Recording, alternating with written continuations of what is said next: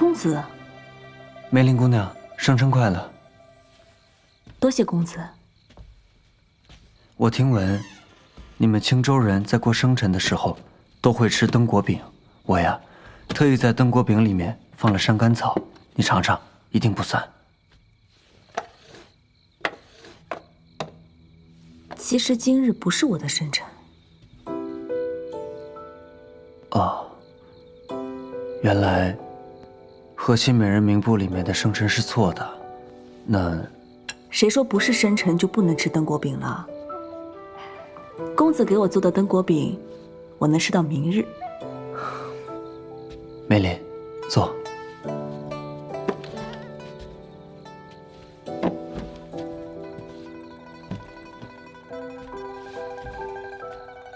其实，即便今日不是你的生辰，我也有话想要对你说。这块玉环是我的贴身之物，你在昭京遇到任何事情，你都可以拿着此物去找天香楼的黄掌柜。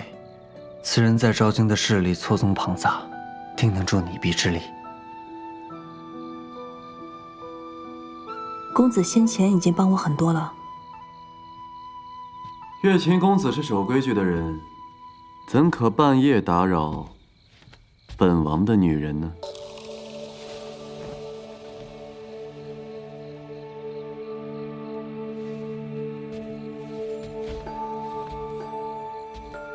王爷在月琴面前就不必演戏了，你们不过是合作关系。你怎知我们不会有假戏真做的一天呢？梅林是赤诚之人，不会在假戏里找真情。不是同路人，就莫要追求同行的缘分。梅林姑娘，这世上有太多背后捅刀的同路人。只有阿梅与本王，才是同悲喜、共生死的同路人。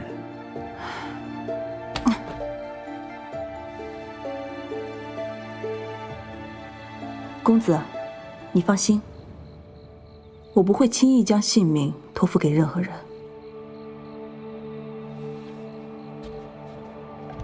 本王提醒你，你要做的事，在吸烟旁的都是白费心思。今日是阿梅的生辰，若公子还有兴致，也可与我们同路而行。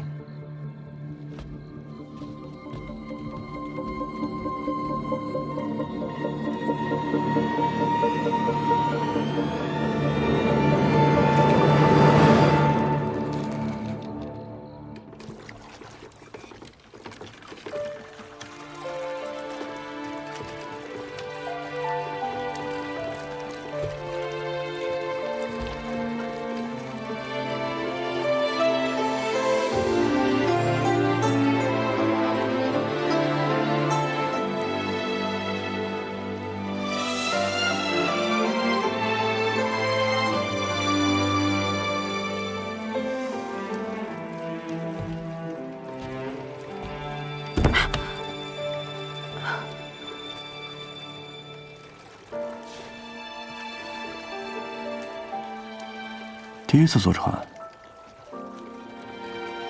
不是，小时候我阿爹带我游湖坐过船。本王年少时曾去过大研北境征战，坐船驶过澜沧江，曾在那里见过一片蓝色星河，那是本王见过最美的风景。澜沧江上怎么会有蓝色的星河啊？是江中的浮游聚集所致。关于那片蓝色星河，还有一个传说。传说在很早很早以前，有一位披着蓝羽神衣的鸟仙，被玉青山的景色所迷，幻化成少女在此嬉戏。恰好一位少年路过，二人一见钟情，坠入爱河。鸟仙为与少年尘世相守，遂将蓝雨神衣撒入江中，变成了那片蓝色星河。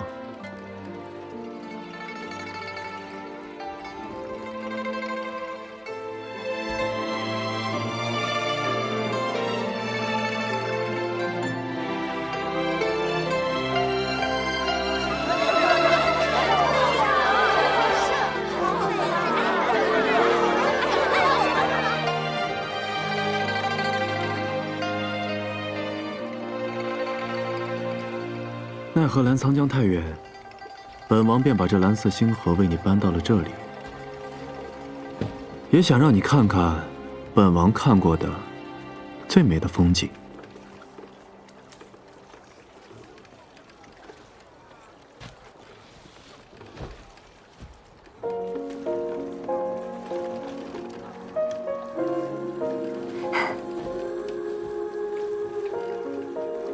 王爷，你怎么会知道今日是我的生辰啊？你不是真正的和亲为人，名簿上的生辰自然是假的。你与本王合作，本王要了解你，易如反掌，知道你的生辰也不足为奇。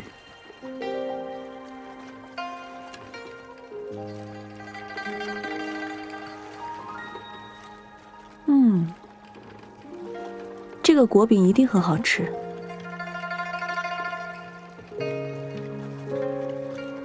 好不好吃，得等你舌头治好了再来评判。王爷说过，这人间的滋味不一定要用舌头来尝，也可以用眼睛来看。王爷看，这个果饼这么好看，一定很好吃。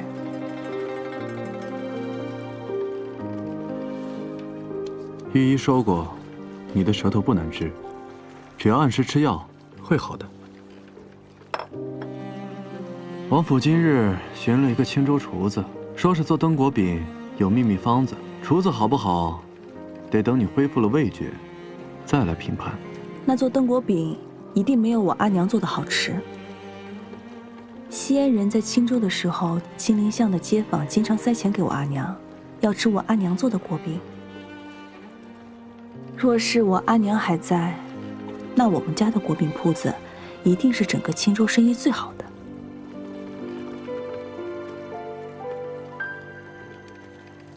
来，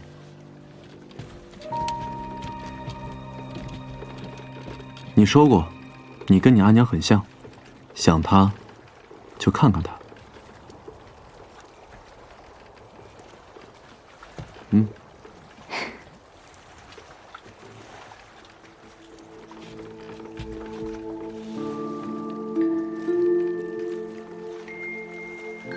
眼睛大一些，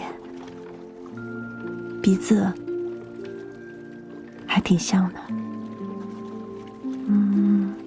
这儿有皱纹，下巴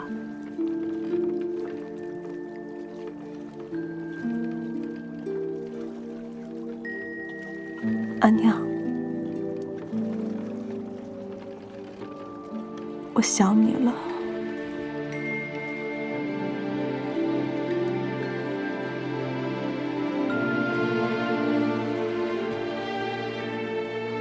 王爷，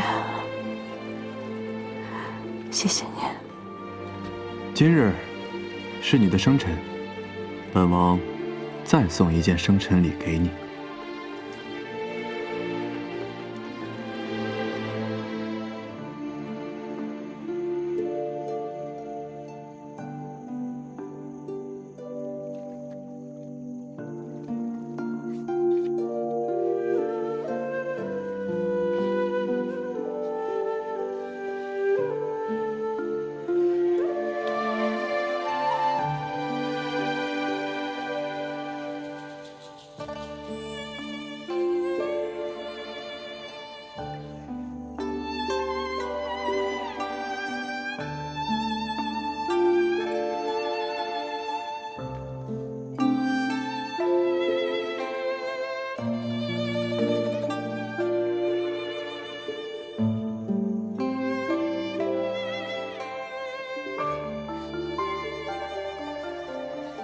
你家的果饼铺子叫什么名字？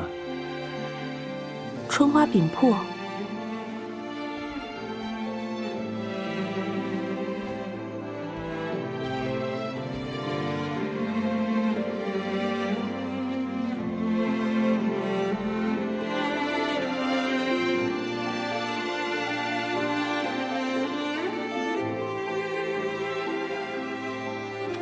我们家后院就有一片灯果林，每年冬天下雪的时候，树上结的果子就像你画的这个腊梅一样好看。除了开果饼铺子，还有什么别的心愿吗？复仇成功。还有呢？我想带着我阿爹阿娘的那一份，好好的活下去。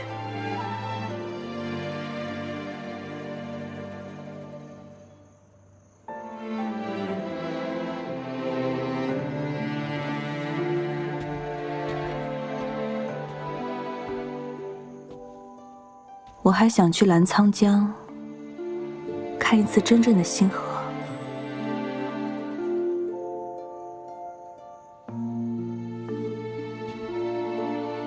待到太子谢罪伏诛，本王也帮你开一家春花饼铺，5-5分成。那一言为定。一言为定。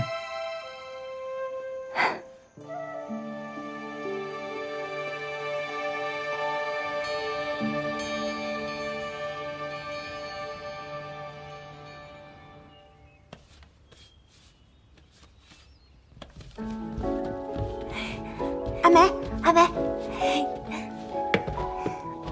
阿梅，今日的糕点特别精致，你快尝尝。好，我一会儿吃。今日刘嬷嬷特意去厨房吩咐了，她说啊，红炉寺的糕点必须精致，还说这是景王的意思。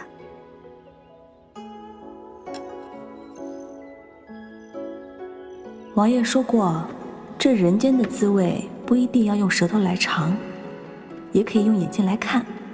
王爷看，这个果饼这么好看，一定很好吃。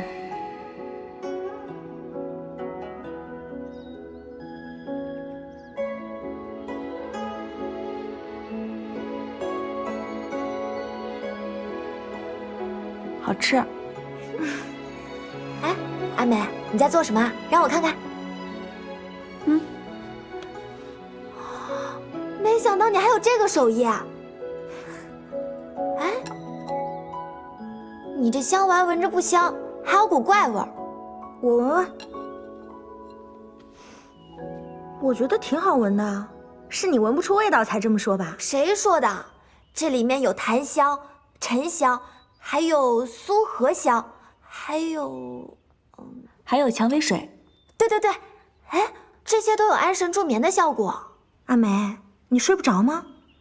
他睡得可好了，此前来的路上，他每次都是第一个睡着的。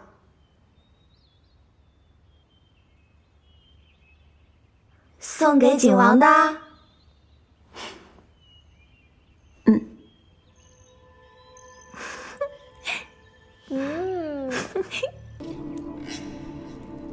不知殷将军找我有何事？审一个美人，不劳烦殷将军亲自动手。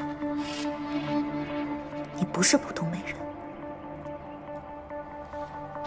你是吸烟探子。按大言律，探子要受炮烙之刑。将军说我是吸烟探子，可有证据？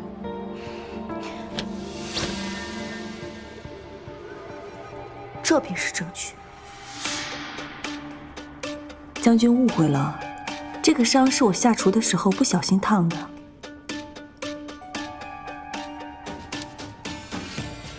说，谁是你的主子？是不是景王？人人皆知，梅林是景王的人呀。你以为你凭什么受宠？无非是你这张脸，与我们将军有几分相似罢了。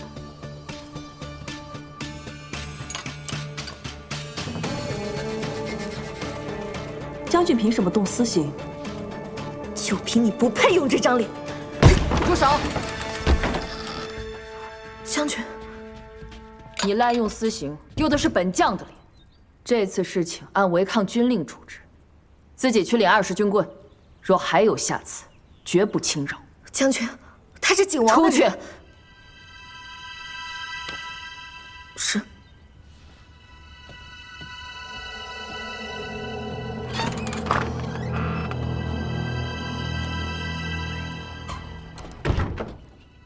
殷将军，我不是西燕探子，还请将军明察。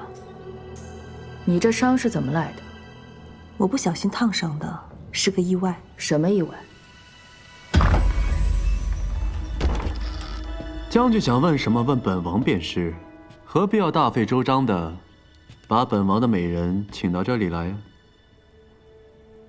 他对本王没有秘密，毕竟美人身上有几颗痣，本王都知道的一清二楚。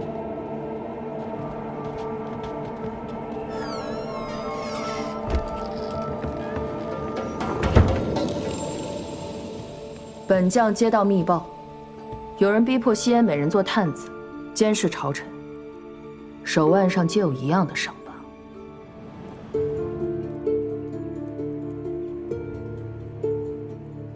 他是你的人，他自然是本王的人。你知道本将在问什么？好吧，那些美人是本王烫伤的。为什么？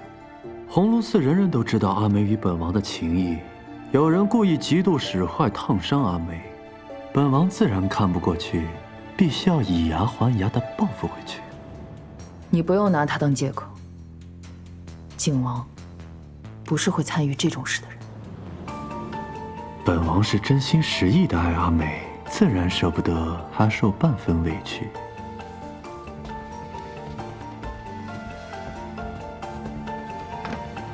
你不是耽于情爱之人。往年德嘉皇后唠叨那么多，人长大了，总是会变的。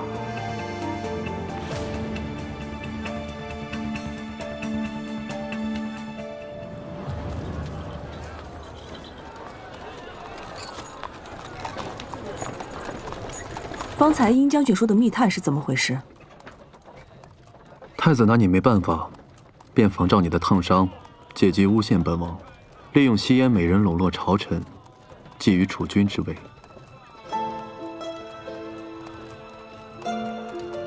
那些美人会不会有事？本王赢了，他们便不会有事。王爷已经想到办法了，杀张印就可帮我们破局。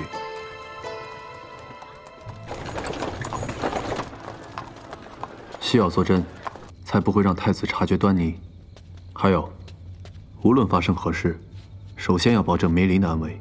王爷放心，梅林姑娘武功高强，此事对于她来说再简单不过了。现在离破局就只差一个人证了，一个父皇信任的人证。禀王爷，殷将军来访，已在后院等待。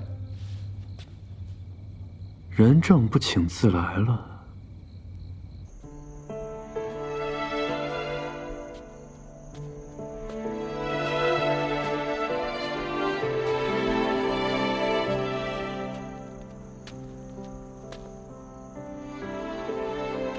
自从你离京以后，我便再也没有来过这个院子。这棵梅树，还是你亲手种在这儿的。明明是将军强迫本王种的，那年比剑，本王输给了将军，将军便不依不饶，非要逼本王在这里种下一棵梅树。景和，你真的从来没有想过，比剑只是借口？我不相信你烫伤美人是为了讨好梅林，你到底想干什么？本王啊，想要那个至尊之位。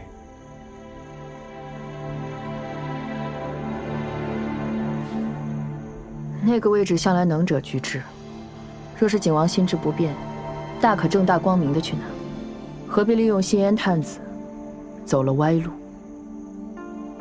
哼，殷将军多虑了。无论本王走的是哪条路，始终行走在大炎的土地上，绝不会做任何危害大炎社稷之事。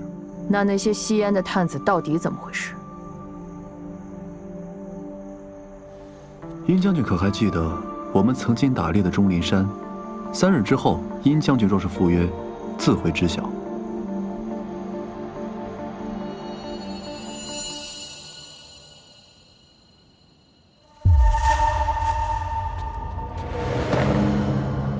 是我的失职，待我抓回张印，再跟王爷领罪。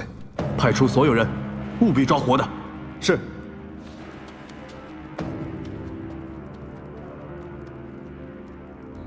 什么？他还活着？他从景王府逃出后，往城郊据点去了。好个张印，竟能骗过本宫，还从景王手上逃了出来。带上所有人，这次本宫要亲眼看着他死。是。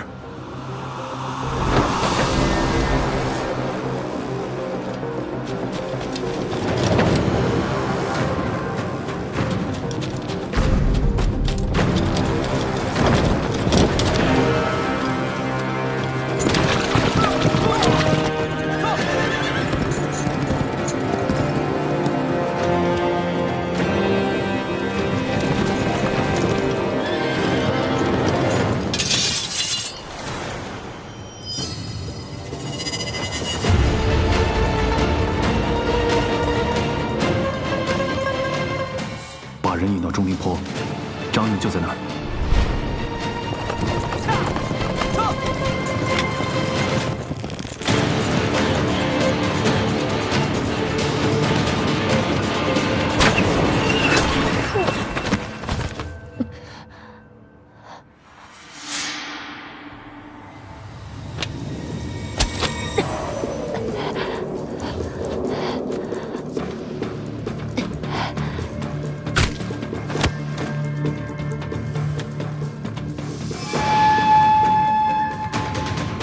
碧气血只能撑1个时辰，剩下的就靠你了，王爷。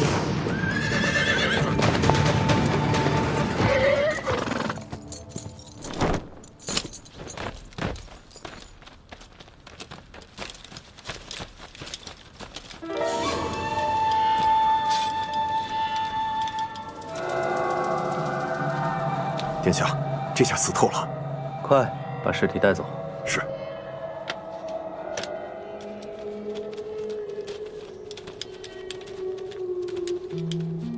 老三又来晚了。这一局是大哥赢了，不过没有人会一直赢。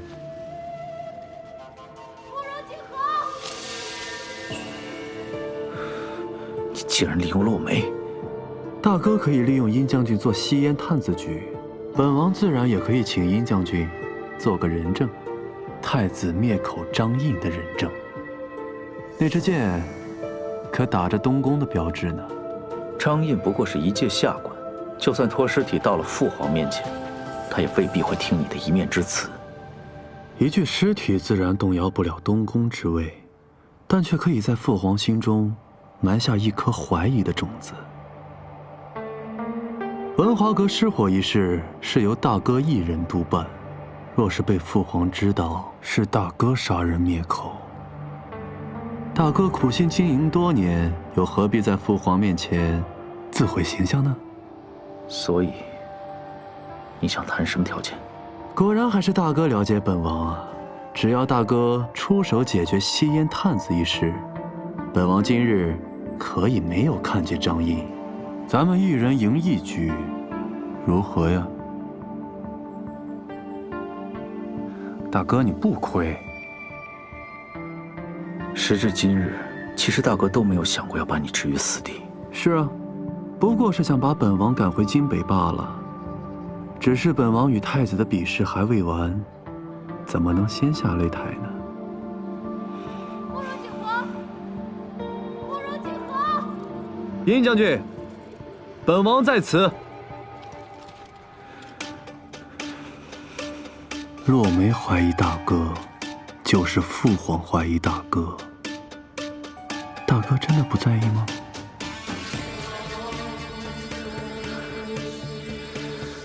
多谢大哥成全。把猎物抬到靖王府。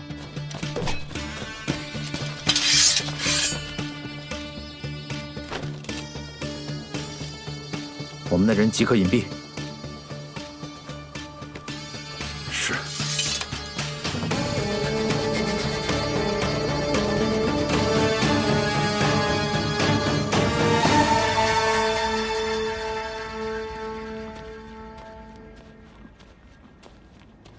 太子殿下怎么在这儿？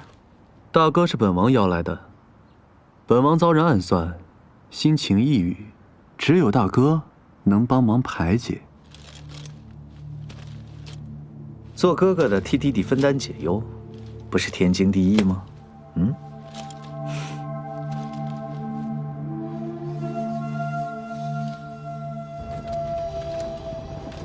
这靶场咱们有多久没来了？大哥，你知道我现在无心叙旧。太子殿下，西烟探子一案到底是怎么回事？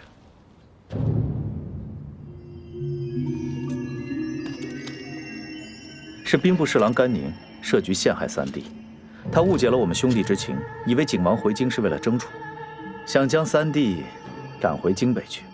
虽是甘宁自作主张，三弟终究是因为大哥受了委屈，大哥在这里向你赔不是。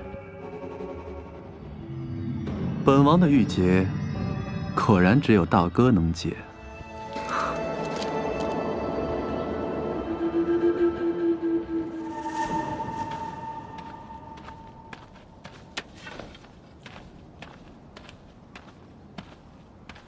不如像以前一样，两位殿下再比一场。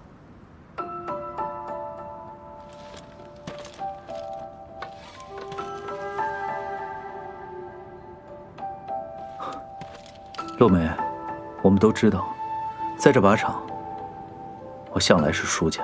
太子殿下也赢过，唯一的那一次，是因为你。想赢，就光明正大点。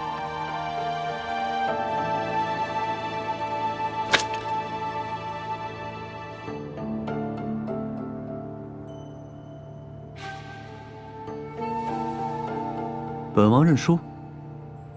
若不是大哥相让，我赢不了。赢不了的局，逼他做什么？没意思。本王郁结已解。就不打扰殷将军和太子殿下叙旧了。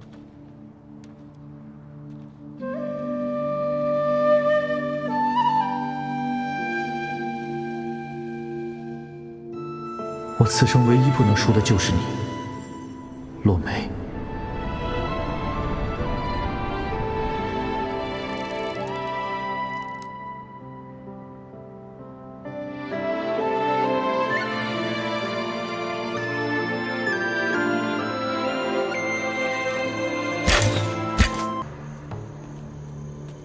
美人分封之事已成定局，皇上是不会见王爷的。王爷还是请回吧。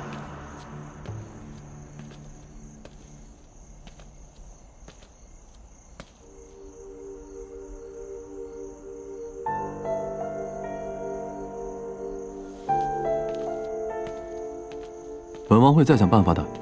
总之，不会让你。你对那10个美人做了什么？他们手腕上的烫伤。是你做的，是本王烫的。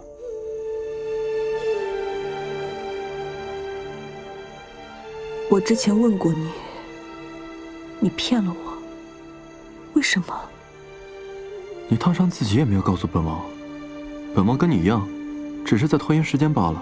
可是你明明知道，阿黛她是因何而死，本王无意杀人。可你烫伤他们的时候就是在杀人。那10个美人什么都不知道，就是因为被你选中，做了你的妻子，就落得今日的下场。我也是你的妻子，我还想着和你同行复仇，不可笑吗？棋手与棋子合作，是为了赢，不是为了掀翻棋盘。妻子永远也做不了赢家。我想做的，不过是替无辜者们讨个公道。本王又何尝不是呢？本王做这些，不过是为了纵火的罪人能够伏诛，为了魏北军能够洗刷冤屈，为了青州无辜的10万亡魂能够安息。可你用这样的手段替无辜的亡魂们伸冤，你自己说出来不觉得可笑？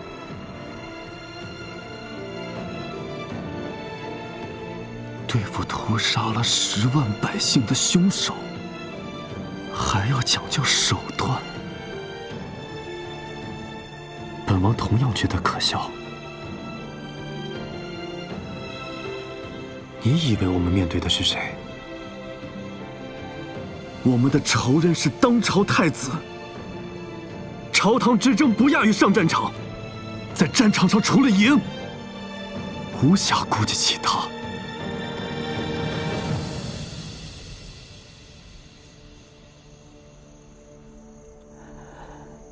今后的路，是我不能与王爷同行了。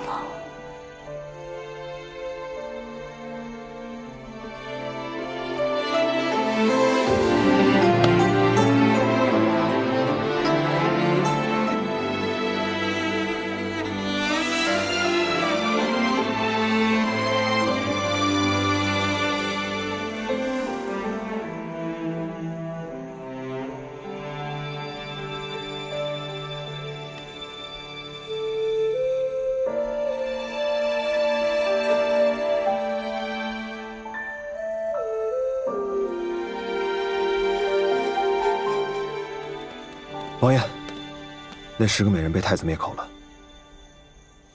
什么？我追上使团的时候，美玲姑娘已经知道美人被灭口的事情了。月琴很有可能已经和太子达成同盟。灭口美人若无他人相助，不会如此顺利。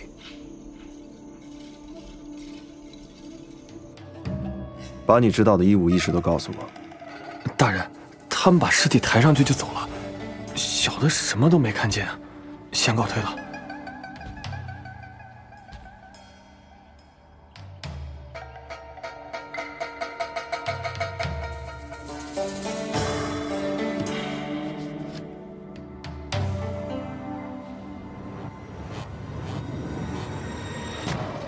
是吸烟独有的闭气丸。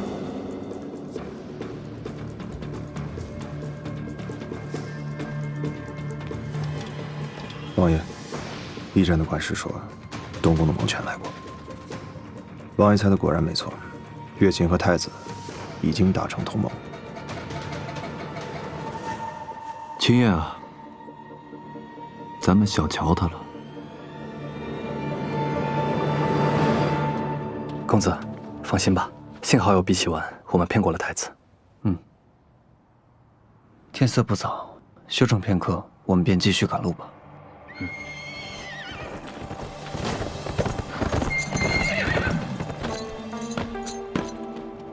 月琴公子这出戏演得好啊，一石二鸟。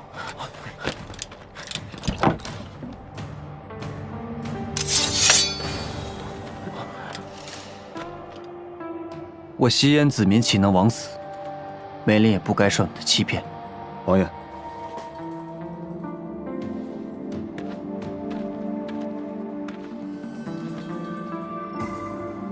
你们给梅林写封平安信。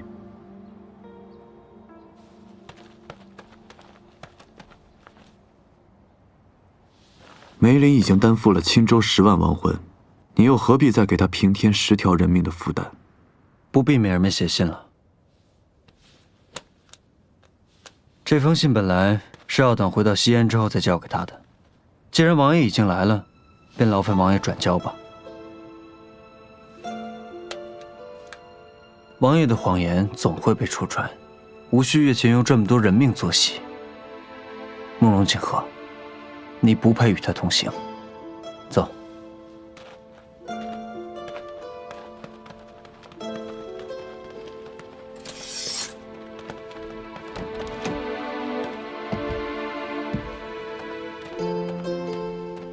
王爷不看看信的内容吗？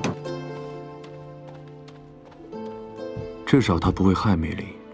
可若是月琴公子在信里面添油加醋的话，梅林姑娘就更加记恨王爷了。竟是给梅林看的，本王不敢看。我看你这2天都不太开心，是不是不太习惯这儿？没有。哎呦，我知道芳华殿规矩是多了些，我们私底下可以见机行事嘛。你看，我给你带了好东西。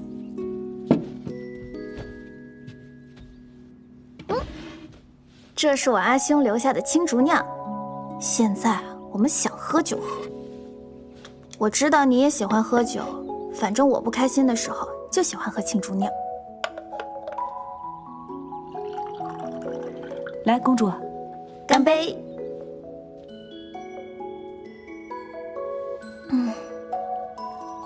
我跟你说，分封那日，景王进宫面圣，想把你要去景王府，皇上让他吃了闭门羹。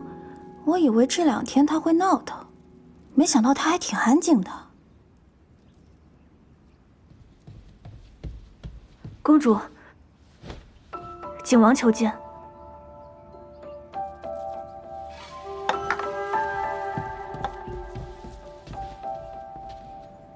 景王，这里是芳华殿，我有圣旨，你不能带走他。燕妃娘娘多虑了，梅林既已赐给了芳华殿，儿臣又岂敢带走娘娘的人？儿臣只是与梅林说2句话，便会离开。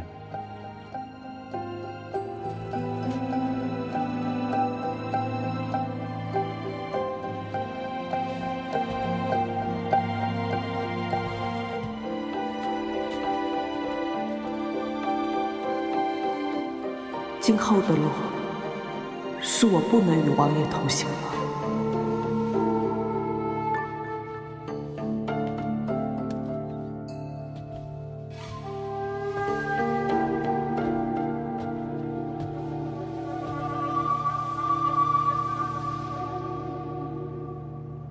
我和王爷已无话可说。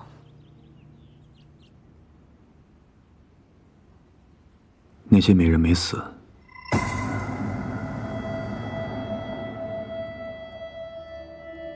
就算你不信本王，也该信他。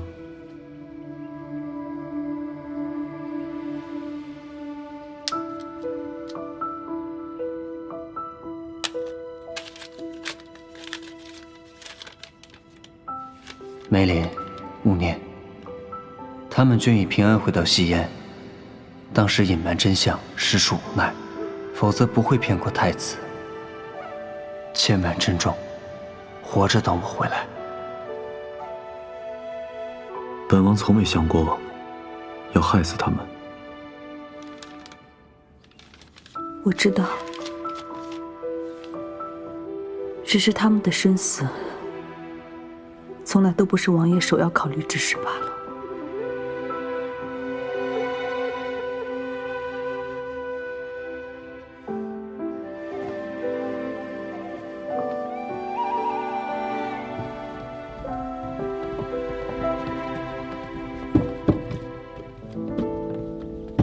这本是特意为你准备的，从双林院带来的。既然已经分道而行，此后王爷也不必再演戏了。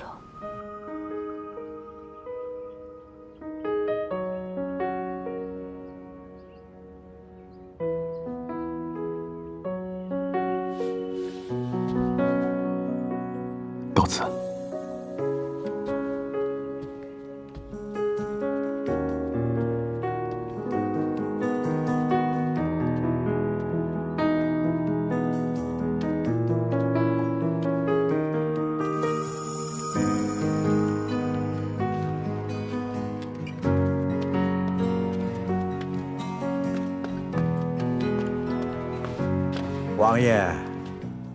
王爷正好在宫里，皇上有事召见殿下。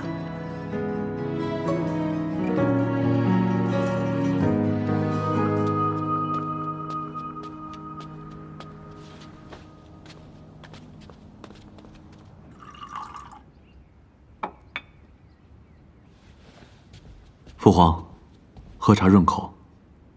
怎么，嫌朕啰嗦了？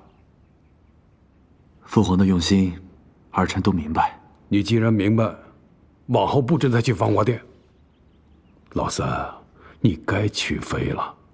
往年你母后由着你性子闹，朕可不能由着你。殷将军来了。微臣叩见皇上。殷将军，请起。麓山春猎将近，围场各处已经校点完毕，均无疏漏。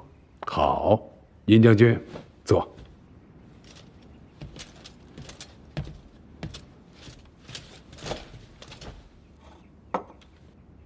洛梅啊，此番换防回京，也该考虑成婚了。如今大研边境尚不安稳，臣婚嫁严祀乃是天道纲常，怎么能因为公事耽误你的终身大事？你不必顾虑其他，尽管依照自己的心意去选。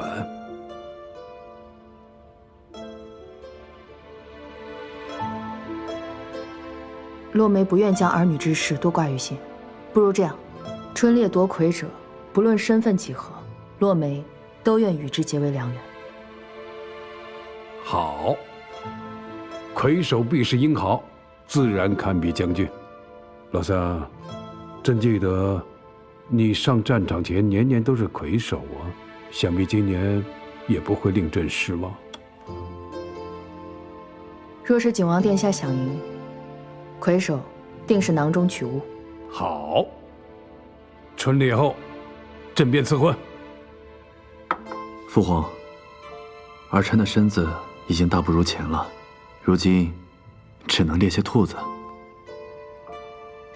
朕已经答应殷将军自主择婚，是否选魁首，殷将军说了算。春猎之后，臣定给皇上一个答案。